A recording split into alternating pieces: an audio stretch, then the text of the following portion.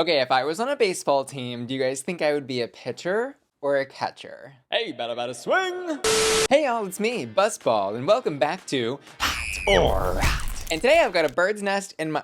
Today we'll be covering some drama between Gottmik and the entire online conservative community that sent itself into a tizzy this past week over her runway from last week's episode, as well as breaking down episode 4, RuPaul's Drag Race All-Stars Season 9, the Firefighter Makeover. Our queens were challenged to split themselves off into pairs and then were given a firefighter to make over head to toe in girl group drag, plus as a group challenged to write verses, record, and come up with choreography for their very own verses for Kitty Cat on Fire. But a lot of people are saying online this episode is just a blatant, obvious showcase of producer favoritism. So we'll be going girl group by girl group to break everything down, as well as talking about what did and did not seem fair in terms of placements this week. And because I didn't properly articulate my "this is why we need eliminations" point I made in the title of last week's video, we'll also be circling back on that at the end of this one. First up, the online conservative community versus Gottmik. So Gottmik went pretty viral this past week and even trended on the X platform when her double mastectomy runway from last week became a point of discussion online, which in liberal progressive circles like ours were celebratory and happy that Gottmik was able to share the story of their journey through their art of drag. And on Instagram, where Gottmik posted some great shots of the look, she wrote, "I don't even know what to say about this look besides thank you. This look is beyond just me. It's a piece of art and fashion that represents something that I never thought I'd be vulnerable enough to talk about, let alone wear on the runway of RuPaul's Drag Race. This look represents the pain and suffering I went through while all at the same time experiencing complete trans queer liberation in a way that I hope everyone seeing this will feel one day." But this look started getting negative attention from conservative circles on the X platform when the account Libs of TikTok reshared a clip of the runway, writing, "RuPaul's Drag Race featured a drag queen acting out undergoing a double mastectomy surgery. This is what RuPaul in drag promotes. Absolutely disgusting." And firstly, I do want to clarify for anyone unfamiliar with this account, it's actually not an account representing or made by liberals. It's titled Libs of TikTok because it's a conservative group posting what is essentially a curation of liberal themed content that they like to hate on. Anyway, they posted that vitriol, and then Megan Kelly reposted that, writing, "This whole ideology is sick and obviously misogynistic." And firstly, I want to say congrats to Gottmik for getting these people all riled up. Like, nothing makes me happier than to see their feathers ruffled over something they don't even understand. And I think the fact that they're giving Drag Race any attention at all because of this look is just a sign of how successful it actually was at representing a unique and very poignant viewpoint. And Gottmik did get the last laughs on the X platform, writing, "No one affirms my gender like the TERF community hating my art." She also tweeted out, "Talk about crashing the system, LMAO," and then reposted a joke account that had an image of some messages that said, "How are you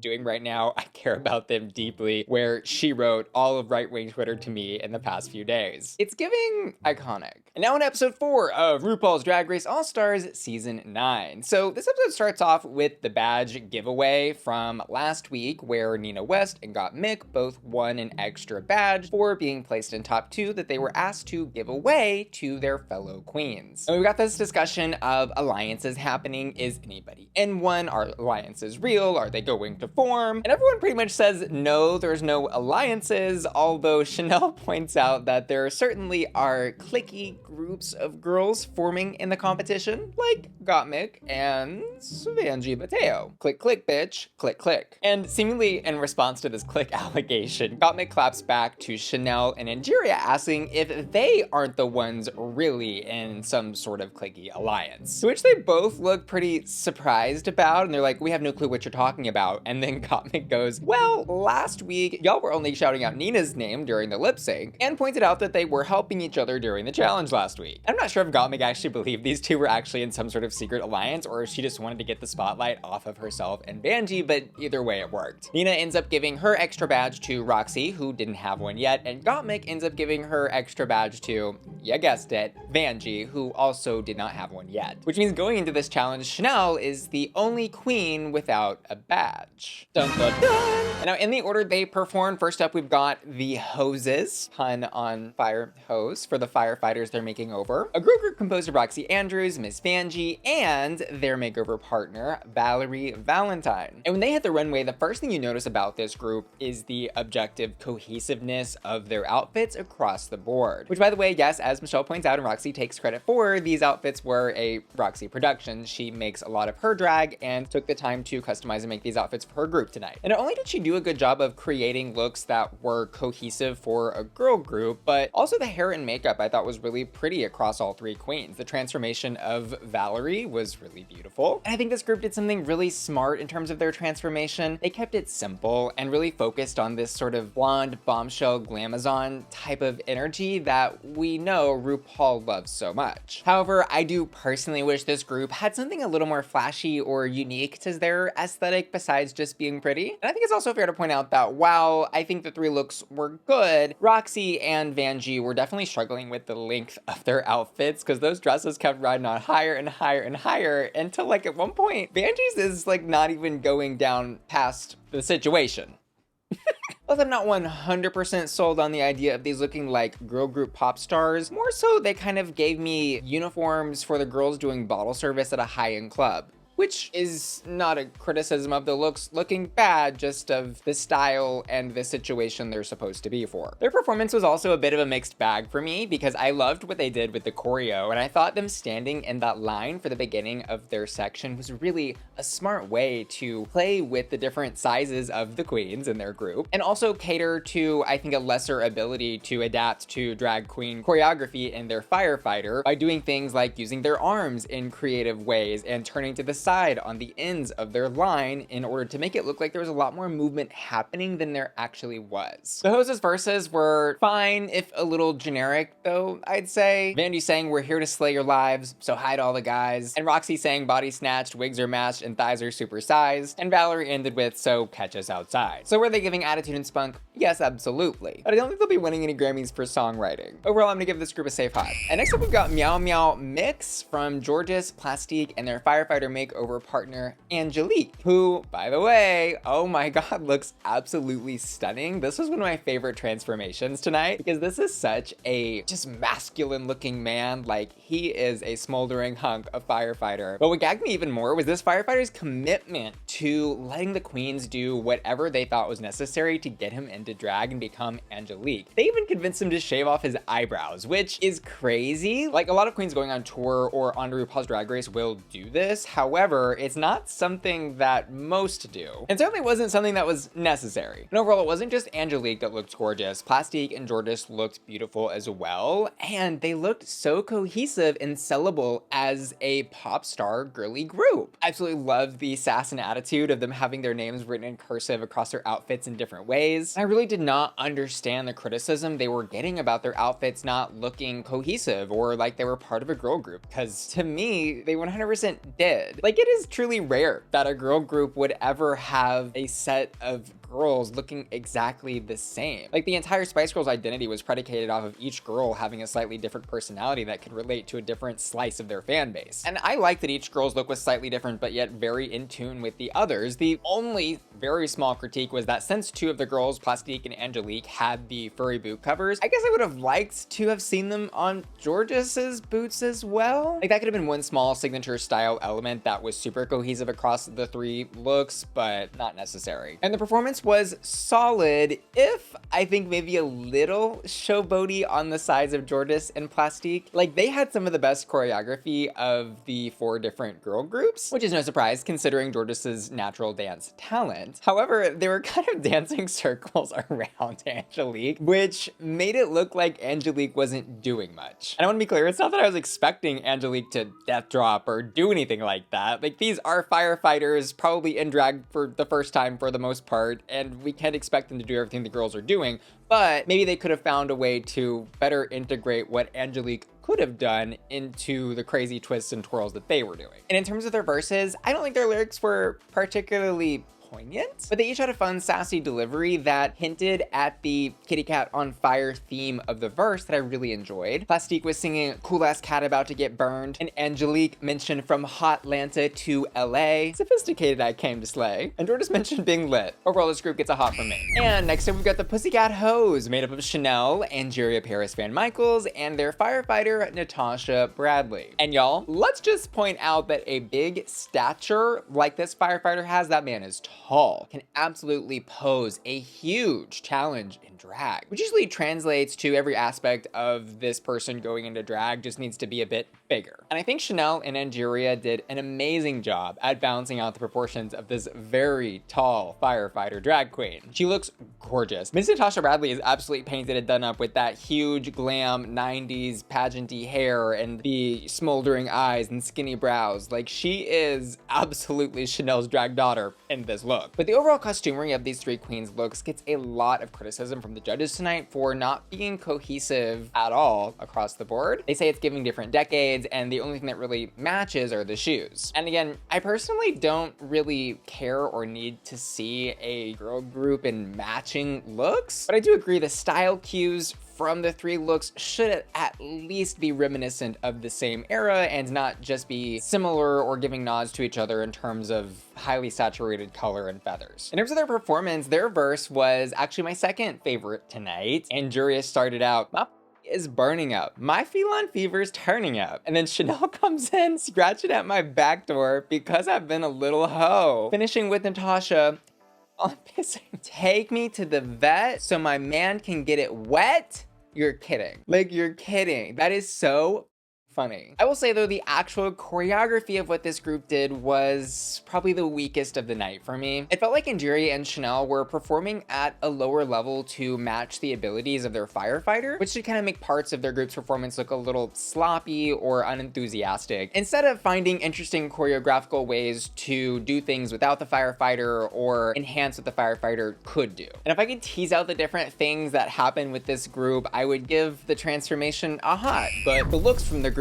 are rot, and I would give the lyrics an absolute hot, but the performance of the choreo are rot. Overall though, I had a lot of fun with their group, and that's really all that matters at the end of the day. So next up, Gottmik, Nina West, and their partner Anita Blaze from the Hose Draggers. And now y'all want to talk about some burly, muscly men. This firefighter needs a couple licenses for the guns on those arms because my god. Gottmik and Nina did such a great job of drag queenifying this burly firefighter. The paint is immaculate, and I actually really loved the baby doll dresses they chose for their three characters because I think it proportionized the firefighter's body build quite well. Plus it was a fun cohesive style nod to Nina's campier side, Gottmik says, and the looks were cohesive across the three girls without being too identical. And concerning the Hose Draggers' actual performance, I do want to remind you that I do post exclusive reaction videos available to my patrons at patreon.com/bussyqueen. That's my members only website where my Patreon family gets exclusive member benefits like early access to my YouTube videos and access to exclusive content like my reactions to every episode of RuPaul's Drag Race I review. Click the link below to join today. But what sold the Hose Draggers' performance more to me than any other groups was the delivery of their verses in this track. It was insanely good how each of them understood the inflections their drag characters should be making in this song to deliver what needed to be delivered. Nina gave us camp with her "Call Me Quasimodo, I'm gonna ring that bell now," and Anita jumping in for her part, "Boy, you say you're we'll get ready for the real thing." Followed up with Gottmik's vocal fry, "Fire burning hot, baby, climb that ladder, save me." And they all end as a group, "Go on, touch the flame, feel the heat, make me say," leading into the chorus of the track. It was so good. It really felt truly like a girl group giving this performance, each with their own unique viewpoint on how this song makes sense for them. Overall, girl, this group was hot, hot, hot. Which brings us to the choices of the judges this week. The top two all-stars of the week are Roxxxy Andrews and Vanessa, Vanjie, Mateo. And honestly, I was really confused by this at first. And then I kind of remembered like, okay, the judges, specifically RuPaul, I think really loves that blonde bombshell glamazon type of drag, and this really spoke to that. But that group is just not who I personally would have picked by a mile. Gottmik and Nina were absolutely my top 2 of the week, and I can't help but wonder if they weren't kept from another top 2 this week because they just had it last week, and Gottmik also had the other win under her belt. That's sad. Did I want to see Nina and Gottmik lip sync again? No, not really. And another reason the choice of these 2 queens being in the top 2 was a little odd was because we actually started this episode off with them getting donated badges from Nina and Gottmik, which means from this one episode, these 2 queens are gonna walk away with 2 badges each. And the group will also sadly leave Shannel in the dust with 0 badges, while everyone else has at least 1, if not 2. And concerning lip sync of Vanjie versus Roxxxy, ultimately I was glad we got to see these 2 go head to head in a lip sync. And while I would give both queens a hot for their performance here, I will say this was kind of what felt like an obvious Roxxxy win to me. It just felt like Roxxxy had a lot more poise and control in this track, which translated to a more powerful lip sync. And I'll also point out that while yes, it's amazing more charities are getting more money, it just doesn't really make a lot of sense to declare 2 different queens the winner of a lip sync in this context, because there's nothing really on the line for them personally. Because winning the lip syncs don't win them anything. It doesn't put them at a greater chance of getting to the finale. Like, they've already got the badge from just being in the top 2. And it's kind of just like, whatever. But again, more money for more charities is always a good thing. Having 2 winners in the lip sync this week does also complicate the Ruby Red Snippers moment, in which we learn Roxxxy and Vanjie are going to have to make the snipping decision together. And ultimately this duo decides to give the snip to Angeria, which was a little bit of a gag for me. And I'm sure Angeria as well, because she's already been snipped, which means in just 4 episodes, she's got 2 snips. And for what? It seems like Roxxxy was just hell-bent on giving that snip to Angeria because Angie gave her one back on episode 1. And it felt like Vanjie was just happy to give the snip to anyone, except who probably should have been the obvious snip choice, Gottmik, since she's in lead in this competition and is doing so well in every challenge. But they're not an alliance. They're just friends. So now I want to end with my final thoughts on this episode and some of the manufactured storylines happening in this season. Firstly, I think the twist of this makeover challenge being combined with a girl group challenge was genius. It was such a great way to add more content to a makeover episode, which can sometimes feel a little empty. Plus, it was exciting to see how each pair of queens would combine their aesthetics into their drag daughter. I will also go ahead and call rigor mortis on what I'm seeing as manufactured storylines. I mean, we had Roxxxy and Vanjie go from having 0 badges to now ending the episode with